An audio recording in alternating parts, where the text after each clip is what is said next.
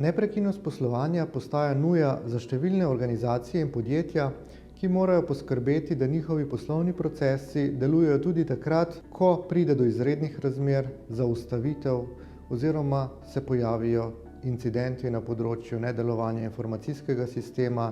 oziroma nedelovanja proizvodnih linij. Neprekinjenost poslovanja opisuje standard ISO 22301,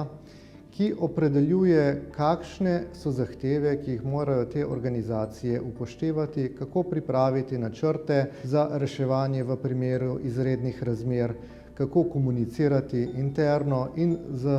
zunanjo javnostjo, ter seveda, kako čim prej in s čim manj stroškov ponovno vzpostaviti te poslovne procese. To velja predvsem za tiste organizacije, ki delujejo na področju kritične infrastrukture, vedno bolj pa se vpletajo zahteve samega standarda tudi v druge zakonodajne zahteve